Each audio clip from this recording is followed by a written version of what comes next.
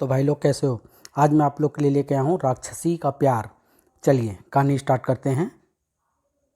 बहुत दिनों पहले की बात है। तक्षक नगर के राजा सूर्य रंजन और उदयपुर के राजा नीलकंठ के आपस में बहुत शत्रुता थी। लेकिन सूर्य रंजन का बेटा राजकुमार विक्रम और नीलकंठ की बेटी राजकुमारी श्यामला का एक दूसरे से बेहद प्रेम करते थे। एक दिन श्यामला, आज तो बहुत देर हो गई, अब मुझे लौट जाना चाहिए। ओह विक्रम, कितनी जल्दी समय गुजर जाता है, कुछ पता ही नहीं चलता। और फिर श्यामला से विदा लेकर विक्रम घोड़े पर सवार हो तेजी से अपने राज्य की ओर चल पड़ा। विक्रम, कल जरूर आना। अवश्य आऊँगा। विक्रम के आंखों से ओझल होते ही श्यामला भी अपने महल की ओर लौट पड़ी। उधर तेजी से घोड़ा दौड़ाता विक्रम अभी कुछ ही दूर ही गया था कि उसका रास्ता उदयपुर के शत्रु सैनिक ने रोक लिया। ओह, यह क्या, उदयपुर राज्य के सैनिक! ओह, मुझे किसी तरह इनसे बचकर निकल जाना चाहिए। लेकिन अभी वो अपने घोड़े को मोड़ पाता कि शत्रु सैनिक ने उसे घेर लिया। टुकड़े टुकड़े कर डालो, मारो मारो मारो मारो। अब मुझे इनसे युद्ध करना ही होगा, नहीं तो यह मुझे मार डालेंगे। पूरी शक्ति के साथ विक्रम उन सैनिकों से भिड़ गया। पलक झपकते ही उसने कई सैनिकों को मौत के घाट उतार दिया। खच बचाओ, खचाक, आह! लेकिन अधिक देर तक वह शत्रु सैनिक का मुकाबला नहीं कर सका। आह! खच! एक सैनिक ने उसे घायल कर दिया। विक्रम ने कंधे से उस भाले को निकालकर उसी सैनिक की ओर फेंक मारा। खच! आह! उस सैनिक के मरते ही शेष सैनिक भूखे भेड़िए की तरफ विक्रम पर टूट पड़े। मारो मारो, बचकर नहीं जाने पाए। आखिर उन्होंने विक्रम को पूरी तरह से घेर ही लिया। राजकुमार, हम तुम्हें बंदी नहीं बनाएंगे, हम तुम्हारे प्राण लेंगे। ओह! विक्रम के जीवन और मृत्यु के बीच कुछ ही पलों का अंतर रह गया था कि तभी एक चमत्कार हो गया। सर, आह, मरा! अरे यह क्या क्या हो रहा है? कौन मार रहा है इन सैनिकों को? एक एक करके सब सैनिक अज्ञात दिशा से आने वाले बाणों के शिकार होते चले गए। विक्रम सिंह हैरान यह सोच ही रहा था कि समीप के पेड़ों की झुरमुट से एक नवयुवक मुस्कुराता हुआ उसकी ओर बढ़ा।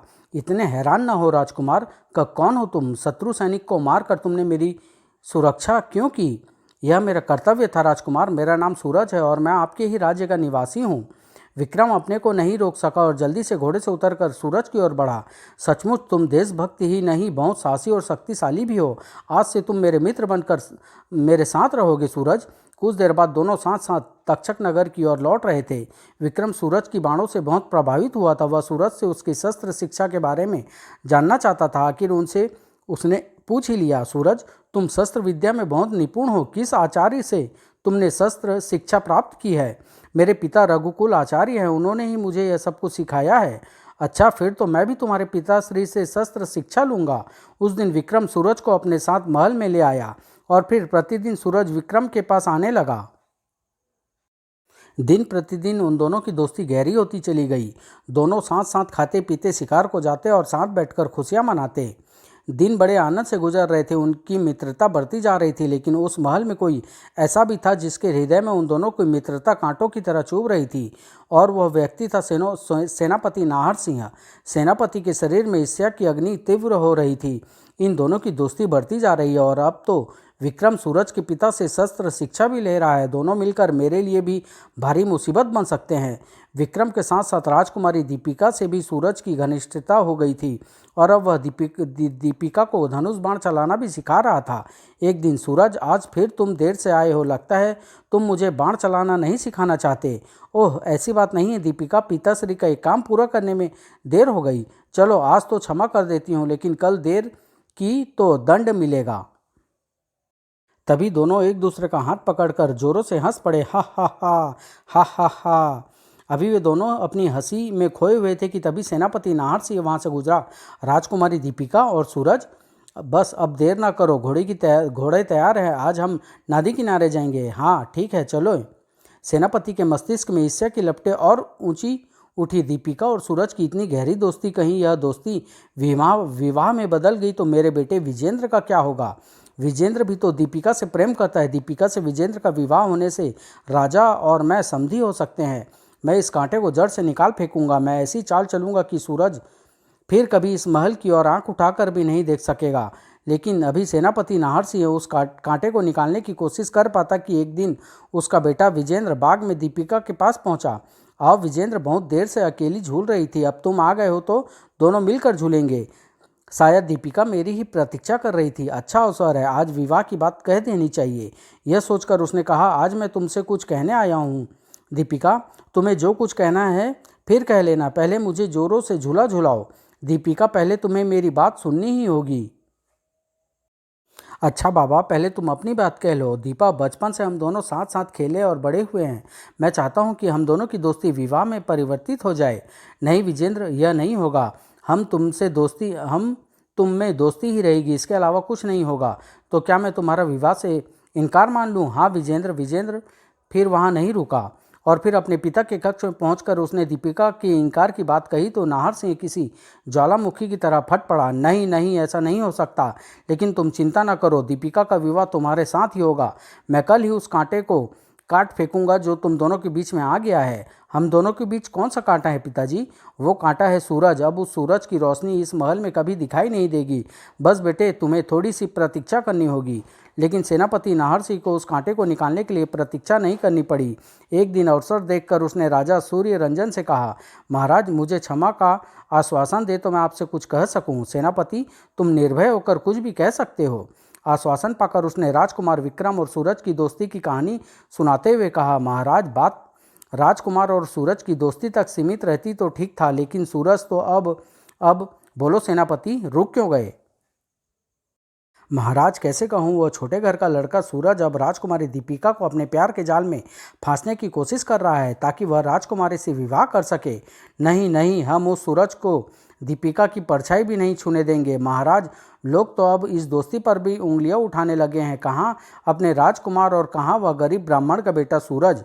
महल और झोपड़ी में मित्रता कैसी महाराज? पाँव की धूल सूरज महलों की रोशनी बनना चाहता है। तुम ठीक कह रहे हो सेनापति, सूरज इस महल की परछाई तक स्पर्श नहीं कर पाएगा। हम सूरज को इस राज्य से निष्कासन का आदेश देते हैं। मन ही मन खुश होते हुए सेनापति ने कहा, महाराज यदि राजकुमार विक्रम ने विरोध किया तो हमारा पुत्र राज आज्ञा का विरोध नहीं कर सकता। सेनापति आदेश का तुरंत पालन कराने के लिए बाहर निकल गया। सेनापति ने आदेश मिलते ही सैनिकों को एक दल तेजी से घोड़े दौड़ाता सूरज के घर पहुंचा। घोड़े के टापों की आवाज़ सुनकर सूरज बाहर निकला। सूरज, हमें महाराज ने आदेश दिया है कि तुम्हें इस राज्य से बाहर निकाल दिया जाए। तुम्हें इसी समय हमारे साथ चलना होगा। राज्य से निष्कासन? लेकिन महाराज ने ऐसा आदेश क्यों दिया है? यह सब हम नहीं जानते। तुम्हें इसी समय हमारे साथ चलना होगा। ठहरो, मैं राजकुमार से एक बार मिलना चाहता हूँ। नहीं, हम नहीं रुक सकते। हमें आदेश है कि तुम्हें तुरंत इस राज्य से बाहर निकाल दिया जाए और यदि तुमने आदेश की अवहेलना की तो हम तुम्हें बंदी बनाकर ले जाएंगे। सूरज ने फिर कोई आपत्ति नहीं की। वह चुपचाप सैनिकों के साथ राज्य की सीमा तक चला गया। सूरज, अब तुम इस राज्य में प्रवेश नहीं कर सकोगे। यदि तुमने आदेश का पालन नहीं किया तो तुम्हें प्राण दंड दिया जाएगा। सैनिक के देखते देखते सूरज सीमा रेखा से बहुत दूर चला गया। पता नहीं महाराज ने ऐसा क्यों किया। चलो, अब किसी दूसरे राज्य में रहना होगा। कुछ देर बाद सभी सैनिक नगर की ओर लौट आए। उधर महल में जैसे ही विक्रम को सूरज के राज्य से निष्कासन का पता चला, वह तेज कदमों से चलता हुआ महाराज के कक्ष में जा पहुंचा। पिताश्री, मैं यह जानना चाहता हूं कि सूरज को राज्य से क्यों निष्कासित किया गया है। विक्रम, यह आदेश हमने सोच समझ कर ही दिया है, लेकिन इस आदेश के पीछे कोई कारण तो होगा। तुम हमसे कोई कारण नहीं पूछ सकते। बस तुम इतना जान लो कि तुम्हारी दोस्ती के बहाने सूरज दीपिका का हाथ थामना चाहता था। तो इसमें बुराई की क्या बात थी? यदि हम स्वयं सूरज से दीपिका का विवाह कर देते तो सूरज भी हमारे बराबर हो जाता। और यह बात तो मैं आपसे कहना ही चाहता था। चुप रहो और फिर कभी भूल कर भी यह बात अपनी जुबान पर नहीं लाना। रास्ते की धूल कभी महलों की शोभा नहीं बन सकती। चले जाओ यहाँ से। चला जाता हूँ, लेकिन सूरज को निकाल कर आपने अच्छा नहीं किया। विक्रम कुछ नहीं कह सका, चुपचाप कक्ष से बाहर निकल गया। रास्ते का कांटा निकल जाने से सेनापति नाहर सिंह की खुशी की सीमा न रही। बेटे विजेंद्र, सूरज तो अब कभी इस राज्य में नहीं आ सकेगा। अब जल्दी ही महाराज से हम तुम्हारे विवाह की बात करेंगे। लेकिन पिताजी, दीपिका ने न मानी तो? दीपिका अवश्य मानेगी, इनकार का तो प्रश्न ही नहीं उठता। आखिर विवाह तो उसे करना ही होगा और जब सूरज नहीं होगा तो वह तुमसे ही विवाह करेगी। विजेंद्र खुश होता हुआ कक्ष से बाहर चला गया। इस बात को अभी 2 दिन हुए थे कि एक दिन विजेंद्र ने अपने पिता से कहा, पिताजी, मैंने सुना है कि उदयपुर में राजकुमारी श्यामला का संवर है। सुना तो मैंने भी है, लेकिन उदयपुर के महाराज हमारे महाराज को कभी निमंत्रण नहीं भेजेंगे। उदयपुर से निमंत्रण भले ही ना आए, लेकिन राजकुमार विक्रम अवश्य उस स्वयंवर में जाएगा। लेकिन क्यों? क्योंकि राजकुमार विक्रम राजकुमारी श्यामला से प्रेम करता है। यह सुनते ही सेनापति खुशी से उछल पड़ा। अरे वाह, यह बात सच है तो फिर हम एक कांटा और भी बड़ी सरलता से निकाल सकते हैं। मैं समझा नहीं पिताजी, आप दूसरे किस कांटे की बात कर रहे हैं? दूसरा कांटा है राजकुमार विक्रम। राजकुमार उस स्वयंवर में जाएगा अवश्य, लेकिन लौट नहीं सकेगा। मैं आज ही उदयपुर के महाराज नीलकंठ को अपना गुप्त संदेश भेज देता हूँ। अभी विजेंद्र कोई प्रश्न करता कि तभी एक सैनिक वहाँ पर आ पहुँचा। सेनापति जी, आपको तुरंत महाराज ने बुलाया है। महाराज से कहो कि हम तुरंत पहुँच रहे हैं। कुछ ही देर में सेनापति महाराज के पास पहुँच गया। आओ नाहर सिंह, सुना है कि उदयपुर का राजा नीलकंठ अपनी बेटी श्यामला का स्वयंवर कर रहा है और उसने हमें निमंत्रण भी नहीं भेजा। महाराज, इस तरह वह हमारा अपमान करना चाहता है, लेकिन हम इस अपमान का बदला लेंगे। राजकुमारी श्यामला अपने कुमार विक्रम से प्रेम करती है। वह अवश्य ही जयमाला राजकुमार के गले में डालेगी। तुम राजकुमार के साथ स्वयंवर में जाओगे और राजकुमारी को लेकर ही आओगे। यही ठीक रहेगा। हम शक्ति में किसी तरह नीलकंठ से कम नहीं है। फिर हाथ पर हाथ रखे क्यों बैठे रहें? और फिर सूर्य रंजन ने सभी तैयारियां पूरी करने का आदेश दे दिया। उदयपुर में निश्चित समय पर स्वयंवर प्रारंभ हुआ। अनेक राज्यों के राजकुमार उस स्वयंवर में उपस्थित थे। राजकुमार विक्रम भी परिवर्तित रूप में वहां पहुंच चुका था। लेकिन उधर सेनापति नाहर सिंह उदयपुर के राजा नीलकंठ से किसी दूसरी ही मंत्रणा में खोया हुआ था। क्या बकते हो नाहर सिंह? अब विक्रम इस स्वयंवर से बचकर नहीं जाएगा और महाराज राजकुमार को बंदी बनाकर आप तुरंत तक्ष नगर पर आक्रमण कर देंगे तो आपकी विजय निश्चित ही होगी। जब तुम हमारे साथ दोगे तो विजय श्री हमें ही मिलेगी। हम तुम्हें विजय के बाद वहाँ का राजा बना देंगे। तो ठीक है महाराज, मैं स्वयंवर स्थल की ओर चलता हूँ। आप विक्रम को बंदी बनाने की तैयारी कीजिए। यह कहकर सेनापति कक्ष से बाहर निकल गया। राजा नीलकंठ ने अपने सेनापति को बुलाकर राजकुमार विक्रम को बंदी बनाने का आदेश दिया। सेनापति, राजकुमार विक्रम किसी तरह बचकर भागने नहीं पाए। उसको बंदी बनाने के बाद हमें शीघ्र ही तक्ष नगर पर आक्रमण करना है। आप निश्चिंत रहें महाराज, हम अवश्य सफल रहेंगे। राजा नीलकंठ के पहुंचते ही स्वयंवर प्रारंभ हुआ। राजकुमारी श्यामला जयमाला लेकर आगे बढ़ी। सीधे चलते हुए वह विक्रम के पास पहुंची। जयमाला डालने के लिए उसने हाथ उठाए थे कि राजा नीलकंठ का तीव्र स्वर गूंज उठा। ठहरो राजकुमारी। नीलकंठ तेजी से चलकर राजकुमारी के पास पहुंचा। यह हमारे शत्रु सूर्य रंजन का बेटा विक्रम है। सैनिकों, बंदी बना लो इसको। नहीं। बहुत से सैनिक तेजी से आगे बढ़े तो विक्रम तेजी से राजकुमारी की ओर बढ़ा और उसका हाथ पकड़कर सैनिक से बोला, नहीं, कोई आगे नहीं आएगा। मैं राजकुमारी को ले जा रहा हूँ। यदि किसी ने रोकने की कोशिश की तो इस स्वयंवर को युद्ध स्थल में परिवर्तित कर दूंगा। विक्रम ने सीटी बजाई तो उसका घोड़ा वहां दौड़ा चला आया। राजकुमारी के साथ घोड़े पर सवार हो विक्रम वहां से भाग निकला। सैनिकों, पीछा करो, वह बचकर न जाने पाए। कुछ ही देर में सैनिकों ने उसे घेर लिया। मारो मारो, बचकर न जाने पाए। खच, आह आह। विक्रम बहुत बहादुरी से लड़ा, लेकिन सैनिकों से घिरता चला गया। ओह, अब सैनिक से बचना मुश्किल है। लेकिन अभी तक सेनापति क्यों नहीं आया? कहीं वह भी तो शत्रु सैनिकों से नहीं घिर गया? सेनापति को वहां नहीं आना था और वह नहीं आया। राजकुमार विक्रम को सैनिकों ने बंदी बना लिया। सेनापति नाहर सिंह अपने विश्वसनीय सैनिकों के साथ तक्ष नगर की ओर लौट गया था। अगले दिन सूर्य तक्ष नगर के लिए खून बिखेरता हुआ था। सूर्योदय के साथ ही नीलकंठ ने भारी सेना के साथ आक्रमण कर दिया था। राजा नीलकंठ की जय हो, मारो मारो। इस अप्रत्याशित आक्रमण के लिए सूर्य रंजन तैयार था, लेकिन राजकुमार विक्रम के बंदी बना लिए जाने के कारण कुछ निर्बलता अनुभव कर रहा था। सैनिकों, आगे बढ़ो, विजय हमारी ही होगी। इधर राजा नीलकंठ शत्रु सैनिकों को गाजर मूली की तरह काटता हुआ सूर्य रंजन की ओर बढ़ रहा था। खचाक, आह। कुछ ही देर में वह सूर्य रंजन के सामने पहुंच गया। आह, सूर्य रंजन, आज तूने मेरे हाथों से नहीं बच सकोगे। तुम्हें बंदी बनाकर मैं अपने अपमान का बदला लूंगा। वीर कहते नहीं, करके दिखाते हैं नीलकंठ। मेरे वार को संभालो। ओह, सचमुच शक्तिशाली प्रहार था। सूर्य रंजन के प्रहारों से नीलकंठ भयभीत हो उठा। अगले ही क्षण सूर्य रंजन का एक भरपूर प्रहार नीलकंठ की जीवन लीला समाप्त कर देता कि तभी सेनापति नाहर सिंह के प्रहार से सूर्य रंजन को निरस्त कर दिया। ओह, सैनिकों, बंदी बना लो सूर्य रंजन को। सूर्य रंजन को बंदी बना लिया गया तो उनके सैनिकों ने आत्मसमर्पण कर दिया। राजा नीलकंठ ने नाहर सिंह से कहा, शाबाश नाहर सिंह, तुमने अपना वादा पूरा किया और अब हम तुम्हें इस विजय के लिए बहुत बड़ा पुरस्कार देंगे। ओह सेनापति नाहर सिंह, तुमने हमारे साथ विश्वासघात किया है। अगले दिन राजा नीलकंठ ने तक्ष नगर के दरबार में घोषणा की, तक्ष नगर वासियों, आज से यह नगर हमारे अधीन रहेगा। हम सेनापति नाहर सिंह को राजगद्दी पर बैठाएंगे। सूर्य रंजन को हम उदयपुर के कारागार में रखेंगे और विक्रम भी वहीं बंदी बनकर रहेगा। सेनापति को राजगद्दी पर बैठाकर नीलकंठ अपने राज्य लौट आया। राजगद्दी पर बैठते ही नाहर सिंह ने राजकुमारी दीपिका को बुलाया। दीपिका, भले ही तुम्हारे पिता हमारे बंदी हैं, लेकिन हम फिर भी अपने बेटे विजेंद्र से तुम्हारा विवाह करने के लिए तैयार हैं। नहीं, मैं विश्वासघाती के बेटे से कभी विवाह नहीं करूंगी। दीपिका, तुम इस विवाह से इनकार करोगी तो हम तुम्हें बंदी बनाकर कारागार में डाल देंगे। मुझे बंदी बनकर रहना स्वीकार है, लेकिन मैं विजेंद्र से कभी विवाह नहीं करूंगी। ओह, शायद तुम अब भी सूरज को नहीं भूली हो, इसलिए इस विवाह से इनकार कर रही हो। लेकिन हम आज ही सैनिकों को भेजकर सूरज को बंदी बना लाने का आदेश देंगे और फिर तुम्हारी आंखों के सामने उसे प्राण दंड देंगे। नहीं, नाहर सिंह ने तुरंत सैनिकों को सूरज को बंदी बना लाने का आदेश दिया। उधर सूरज किसी दूसरे राज्य में रह रहा था। एक दिन उसे तक्ष नगर के पराजय के बारे में मालूम हुआ। भैया, जानते हो, तक्ष नगर पर नीलकंठ ने अधिकार कर लिया है। हाँ भैया, मैंने सुना है कि नीलकंठ ने नाहर सिंह को वहाँ का राजा बना दिया है।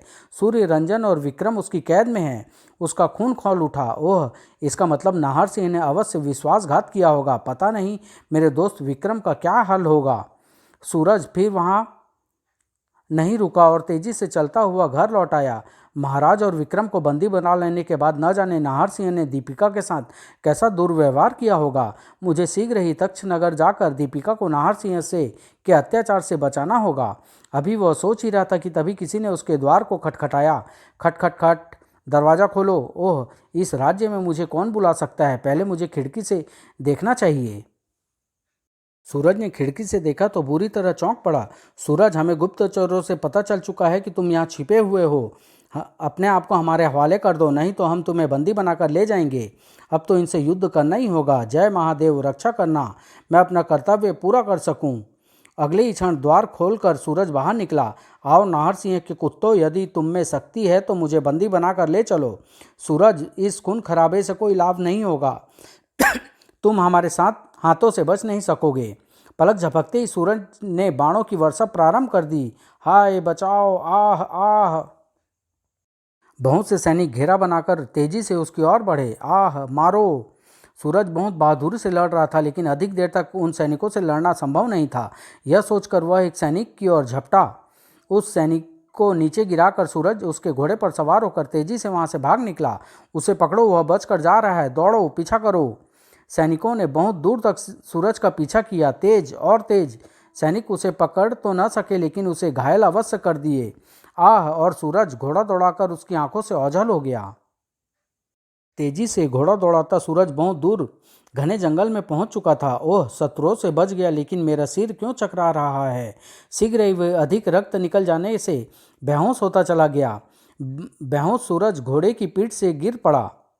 पता नहीं सूरज वहाँ कितनी देर बेहोश पड़ा रहता, लेकिन तभी उस जंगल में रहने वाली एक राक्षसी सुपर्णा उधर आ निकली। उसने सूरज को बेहोश पड़ा देखा तो, अरे कितना सुंदर युवक है, इस युवक से मेरा विवाह हो जाए तो कितना अच्छा हो। वह सोचने लगी, भैया भी बहुत दिनों से कहीं गया हुआ है, इसे मैं अपने साथ ले चलती हूँ, लेकिन पहले मैं सुंदर युवती बन जाती हूँ, नहीं तो यह डर कर मर जाएगा। तुरंत सुपर्णा ने अपना रूप परिवर्तित किया। पलक झपकते ही वह सुंदर लड़की बन गई। सूरज को उठाकर वो अपने घर ले आई। कुछ देर बाद सूरज को होश आया। आह आह, मैं यहाँ कैसे आ गया था? तुम कौन हो? चिंता ना करो, आराम से लेटे रहो। लेकिन तुम कौन हो? मैं महर्षि की कन्या यामिनी हूँ। जंगल में एक स्थान पर तुम बेहोश पड़े हुए थे, मैं तुम्हें उठाकर यहाँ ले आई। मैंने तुम्हारे जख्मों पर औषधि लगा दी है, तुम्हें भूख भी लगी होगी, लो यह फल खा लो। ओह, तुम कितनी अच्छी हो, तुमने मेरे प्राण बचा लिए। ओह, यह युवक मेरी प्रशंसा कर रहा है, मैं जल्द ही इसे अपने प्रेम जाल में फंसा लूँगी। उसी दिन सूरज ने सुपर्णा को सारी कहानी सुना दी। कहानी सुनकर उसने कहा, सूरज तुम कोई चिंता न करो, यहाँ आराम से रहो। महर्षि आएंगे तो तुम्हारी सहायता अवश्य करेंगे। महर्षि के आने तक मैं उनकी प्रतीक्षा करूँगा। संभव है महर्षि मुझे शत्रुओं से लड़ने के लिए कोई अद्भुत शक्ति दे दें, लेकिन मैं तुम्हें यहाँ से कहीं जाने नहीं दूंगी। उधर राजा सूर्य रंजन को बंदी बनाकर राजा नीलकंठ बहुत खुश हो रहा था, लेकिन एक दिन उसके नगर में एक भयंकर मुसीबत टूट पड़ी। सुपर्णा का भाई मधुकेटम उदयपुर में पहुंच गया। उसे देखते ही जैसे नगर में तूफान आ गया। भागो भागो, भयंकर राक्षस आ रहा है, बचाओ राक्षस, भागो, जान बचाओ। लोगों को मारता, अपने पांव से कुचलता मधुकेटम आगे बढ़ता गया। महल के पास सैनिकों के बाणों की वर्षा कर उसे रोकने का प्रयास किया, लेकिन वह नहीं रुका। हा हा हा, भागो भागो, बचाओ। महल में घुसकर मधुकेटम ने राजकुमारी श्यामला को पकड़ लिया। पिताजी, माँ, बचाओ, आह, अब तुम्हें कोई नहीं बचा सकता, तुम बहुत सुंदर हो, मैं तुम्हें अपने साथ लेकर जाऊंगा। राजकुमारी की चीख पुकार सुनकर राजा नीलकंठ भी वहां पहुंच गया। सैनिकों, टूट पड़ो उस राक्षस पर, उसके टुकड़े टुकड़े कर दो, मारो मारो। सैनिकों ने मधुकेटम को मारने की बहुत कोशिश की, लेकिन वह सैनिकों को मारता हुआ आगे बढ़ता गया। बचाओ बचाओ, मारो मारो, हा हा हा। सैनिक विवश होकर देखते रह गए और मधुकेटम राजकुमारी को ले गया। बचाओ। उधर सूरज को सुपर्णा के साथ रहते काफ़ी दिन हो गए, तो एक दिन उसने सुपर्णा से कहा, यामिनी, इतने दिन हो गए और महर्षि अभी तक नहीं लौटे, मैं अधिक प्रतीक्षा नहीं कर सकता। पता नहीं वहाँ मेरे मित्र और उसके पिता की क्या हालत होगी। चिंता मत करो, कुछ दिन ठहरो, बस पिताश्री आते ही होंगे, उनके आते ही सब ठीक हो जाएगा। नहीं, अब मैं एक दिन भी नहीं ठहर सकता, मुझे शीघ्र ही यहाँ से जाना होगा। फिर कुछ सोचकर सुपर्णा ने कहा, सूरज, यदि तुमने जाने का निर्णय कर लिया है तो मैं तुम्हें नहीं रोकूंगी, लेकिन तुम्हें यह वादा करना होगा कि तुम अपने मित्र को मुक्त कराने के बाद अवश्य लौट आओगे। तुम मुझे वापस लौट कर आने के लिए क्यों कह रही हो? सुपर्णा कुछ सकुचाते हुए बोली, मैं तुमसे प्रेम करती हूँ सूरज, तुम्हारे साथ विवाह करना चाहती हूँ। ओह, यदि मैंने दीपिका की बात बताई तो यह मुझे कभी जाने नहीं देगी, मैं अवश्य लौट कर आऊँगा। सूरज, मेरे पास पिताश्री की एक अद्भुत गदा है, तुम इसे ले जाओ, कोई शत्रु तुम्हें पराजित नहीं कर सकेगा। सूरज उससे गदा लेकर चल दिया। काफ़ी देर तक चलने के बाद सूरज अभी घने जंगल से बाहर निकला ही था कि उसने मधुकेटम को राजकुमारी को उठाकर लाते हुए देखा। बचाओ बचाओ, ओह, इतना भयंकर राक्षस, अरे यह तो राजकुमारी श्यामला है, विक्रम की प्रेमिका। मुझे किसी तरह इस शहर से श्यामला को इस राक्षस से श्यामला को छुड़ा लेना चाहिए। यदि राक्षस ने इसे मार डाला तो मैं अपने दोस्त को क्या उत्तर दूंगा। यह सोचते ही उसने मधुकेटम पर बाणों की वर्षा कर दी। हा हा हा, इन सुइयों से मुझे मारेगा मूर्ख। मधुकेटम राजकुमारी को छोड़कर सूरज पर झपटा और उससे भी पकड़ लिया। ओह, अब तुम मुझसे बचकर कहाँ जाओगे, घर ले जाकर पहले तुम्हें ही खाऊंगा। मधुकेटम दोनों को पकड़कर ले चला। उधर सुपर्णा ने मधुकेटम को उन दोनों को लाते हुए देखा तो चौंक पड़ी। अरे भैया तो सूरज को पकड़कर ला रहे हैं, अब मैं क्या करूं? भैया के सामने तो मुझे इसी रूप में रहना होगा। सूरज के पास आने पर यामिनी के बजाय राक्षसी को देखा तो मन ही मन भयभीत हो उठा। अरे, यहाँ तो एक राक्षसी है, यामिनी कहाँ गई? कहीं वह राक्षसी यामिनी को मारकर खा तो नहीं गई? सुपर्णा, इन दोनों को कुटिया में बांध कर डाल दो, कल सुबह इस युवक को भोजन करूंगा और यह राजकुमारी बहुत सुंदर है, इससे मैं विवाह करूंगा। सुपर्णा ने दोनों को एक कुटिया में बंद कर दिया। रात को जब मधुकेटम सो गया तो सुपर्णा फिर यामिनी के रूप में परिवर्तित होकर सूरज के पास पहुंची। यामिनी, तुम कहाँ थी? सूरज, जब राक्षसी यहाँ आई थी तो मैं भाग गई थी, मैंने रास्ते में राक्षस को तुम्हें पकड़ कर लाते देखा था। कुछ देर में सुपर्णा ने कुटिया का द्वार खोल दिया। सूरज, इस गदा को लेकर भाग जाओ, राक्षस सो रहा है। यामिनी, तुम भी मेरे साथ चलो, यहाँ जंगल में राक्षस और राक्षसी तुम्हें खा जाएंगे। नहीं, मैं जंगल में छिपकर पिताश्री की प्रतीक्षा करूंगी, तुम जाओ। यामिनी, मैं इस राजकुमारी को भी अपने साथ ले जाऊंगा, इसके बदले मैं इसके पिता से अपने मित्र को मुक्त कराऊंगा। यामिनी ने राजकुमारी को भी निकाल दिया। सूरज और राजकुमारी दोनों वहां से चल दिए, लेकिन मधुकेटम के पास से गुजरते हुए राजकुमारी ठोकर खाकर गिर पड़ी। ओह, तुम भागने की कोशिश कर रही थी, अब मैं तुम दोनों को नहीं छोड़ूंगा।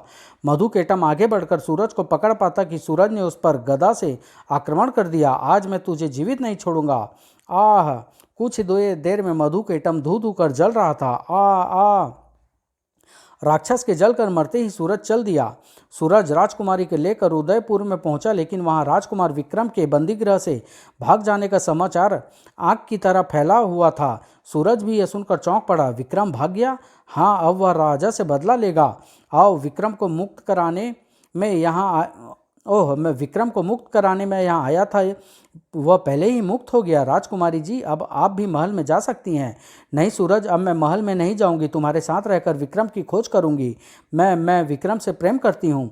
और राजकुमारी श्यामला भी सूरज के साथ विक्रम को ढूंढने के लिए चल पड़ी।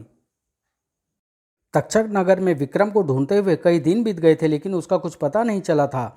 एक दिन दोनों नगर के बाहर पेड़ों की छाया में बैठे थे कि पलक झपकते ही वह घुड़सवार उनके सामने से गुजर गया। तभी उसका पीछा करते हुए बहुत से सैनिक आए, लेकिन उस घुड़सवार की आंखों से ओझल हो जाने के कारण उन दोनों के पास ही रुक गए। ओह, विक्रम फिर हमारे हाथ से निकल गया। अब हम महाराज नाहर सिंह को क्या जवाब देंगे? सैनिकों ने उन दोनों को के पास आकर पूछा, ए, जो घुड़सवार अभी इधर आया था वो किधर गया है? जल्दी बोलो, हम तुम्हें इनाम देंगे। सूरज सब कुछ समझ चुका था। वह गदा उठाकर आक्रामक मुद्रा में बोला, नाहर सिंह के कुत्तों, विक्रम कहाँ छिपा है मैं जानता हूँ, लेकिन इसका पता मैं तुम्हें नहीं बताऊंगा। मेरा नाम सूरज है। सूरज? इतना सुनते ही सारे सैनिक उस पर टूट पड़े। पकड़ो, मारो मारो। गदा से निकली चिंगारियां ने सैनिकों को जलाकर राख कर दिया। कुछ दूर झाड़ियों में छिपा विक्रम यह सब देख रहा था। सैनिकों के जलकर मरते ही वह सूरज के पास आया। सूरज, मेरे दोस्त, आज फिर तुमने मेरी जान बचाकर मुझ पर उपकार किया है। उपकार कैसा विक्रम? मैंने तो दोस्ती का कर्ज चुकाया है। पहले राजकुमारी श्यामला से मिलो। ओह श्यामला, इस वेश में तो मैं पहचान ही नहीं सका, लेकिन तुम्हें तो कोई राक्षस उठा कर ले गया था। हाँ विक्रम, उसकी बहुत लंबी कहानी है, पर इतना जान लो सूरज भैया ही मुझे उस राक्षस से छुड़ा कर लाए हैं। सूरज, तुम कितने अच्छे हो। पिताश्री ने उस दुष्ट सेनापति की बातों में आकर तुम्हें राज्य से निष्कासित कर दिया। उन बातों को छोड़ो विक्रम, सबसे पहले हमें सेनापति को मारकर दीपिका को छुड़वाना है और फिर महाराज को नीलकंठ से मुक्त कराना होगा। और फिर तीनों घोड़ों पर सवार होकर तेजी से तक्ष नगर की ओर चल दिए। नगर में पहुंचकर उन्हें ज्ञात हुआ कि महल में नाहर सिंह अपने बेटे विजेंद्र से जबरदस्ती दीपिका का विवाह कर रहा है। तीनों को महल के मुख्य द्वार तक पहुंचने में फिर देर न लगी। मारो मारो, रुक जाओ, बचाओ, इन्हें रोको, आह। सैनिकों ने उन्हें रोकने की बहुत कोशिश की, लेकिन वे दोनों सैनिकों को मारते, उन्हें जलाते हुए भीतर बढ़ते चले गए। विवाह स्थल के समीप पहुंचकर, विक्रम, यह गदा तुम ले लो, मैं अपने बाणों से ही सैनिकों को यमलोक पहुंचाऊंगा। सूरज से गदा लेकर घोड़ा दौड़ाता विक्रम विवाह स्थल में नाहर सिंह के सामने पहुंच गया। कुत्ते, नाहर सिंह, आज तुझे मारकर विश्वासघात का बदला लूंगा। ओह विक्रम, अच्छा हुआ तुम खुद ही मौत के मुंह में चले आए। सैनिकों, घेर लो इसको। सैनिकों के आगे बढ़ने से पहले ही विक्रम नाहर सिंह पर टूट पड़ा। खनाखट, मारो, पकड़ो। नाहर सिंह ने गदा का प्रहार अपनी तलवार से रोका। आह। अगले ही क्षण विक्रम सैनिकों से घिरा निरंतर प्रहार किया जा रहा था। हाय मरा, आग जल गया, आह। उधर सूरज नाहर सिंह के सैनिकों पर कहर ढहा रहा था। खच, बचाओ, हाय। उधर युद्ध का पासा पलटते देख नाहर सिंह तेजी से दौड़कर दीपिका के पास पहुंचा और उसकी गर्दन पर तलवार रखकर जोर से बोला, गदा फेंक दो विक्रम, नहीं तो मैं तुम्हारी बहन को मार दूंगा। ओह नहीं भैया, गदा मत फेंकना। मेरी जान भले ही चली जाए, लेकिन तुम इस दुष्ट को मार डालो। मेरी बहन को छोड़ दो नाहर, मैं गदा फेंक रहा हूँ। विक्रम और सूरज असहाय से खड़े देखते रह गए। नाहर सिंह के आदेश पर दोनों को बंदी बना लिया गया। हा हा हा, मुझे मारने आए थे विक्रम, अब मेरे हाथ से तुम कुत्तों की मौत मरोगे और इस दोस्त के साथ तू भी मरेगा। सूरज, दोस्त का मतलब तू क्या समझेगा? विश्वासघाती, एक बार तू मेरे बंधन खोल दे, फिर मैं तुझे दोस्ती का मतलब बतलाऊंगा। नहीं, अब तुम कभी मुक्त नहीं हो सकोगे। सेनापति, इन्हें कल सुबह सबके सामने प्राण दंड दिया जाएगा। उधर बहुत दिनों तक सूरज वापस नहीं लौटा तो सुपर्णा उसकी खोज में तक्ष नगर आ पहुंची। महल के बाहर खुले मैदान में विक्रम और सूरज को प्राण दंड देने के लिए बांध कर रखा था। सुपर्णा ने सूरज को देखा तो चौंक पड़ी। अरे, सूरज को बंदी बना रखा है। मुझे जल्दी ही कुछ करना होगा, नहीं तो सैनिक उसकी जान ले लेंगे। तभी नाहर सिंह उस अद्भुत गदा को लिए उन दोनों के पास पहुंचा। उसने प्रहार के लिए गदा उठाया ही था कि ठहरो, रुक जाओ। कौन हो तुम? पीछे हटो। सैनिकों, इसे पकड़ लो। नहीं, कोई सैनिक आगे नहीं बढ़ेगा, मैं किसी को जीवित नहीं छोड़ूंगी। ओह यामिनी, ओह, अब मुझे अपने वास्तविक रूप में आना ही पड़ेगा। अगले ही क्षण सुपर्णा अपने वास्तविक रूप में परिवर्तित होकर नाहर सिंह पर झपटी। ओह, यह तो राक्षसी है। मारो, हा हा हा, मारो। आओ आओ, किसी को जीवित नहीं छोड़ूंगी। बचाओ। सैनिकों को मारती हुई सुपर्णा फिर नाहर सिंह के सामने पहुंची तो उसने गदा से प्रहार किया। गदा से निकली चिंगारियां ने सुपर्णा को जलाना शुरू कर दिया, लेकिन तभी सुपर्णा के एक तेज प्रहार से नाहर के हाथ से गदा छूटकर हवा में उड़ गई। तेजी से झपटकर सुपर्णा ने नाहर सिंह को पकड़ लिया। पलक झपकते ही सुपर्णा ने नाहर सिंह को मार डाला, लेकिन स्वयं भी जलकर बुरी तरह घायल हो गई थी। सूरज, मुझे क्षमा कर देना, मैं राक्षसी थी, लेकिन यह राज तुमसे छिपा कर रखा। मैं तुमसे प्यार करती थी सूरज। आह यामिनी, तुम्हारा यह उपकार मैं कभी नहीं भूलूंगा। तुम मेरे लिए अपने प्राणों को बलिदान कर दिया।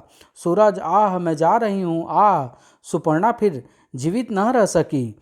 नाहर सिंह के शेष बचे हुए सैनिकों ने आत्मसमर्पण कर दिया। राजा नीलकंठ ने भी बिना युद्ध किए हुए राजा सूर्य रंजन को मुक्त कर दिया और राजकुमारी श्यामला का विवाह विक्रम से कर दिया और सूर्य रंजन ने दीपिका का विवाह सूरज से कर दिया। समाप्त।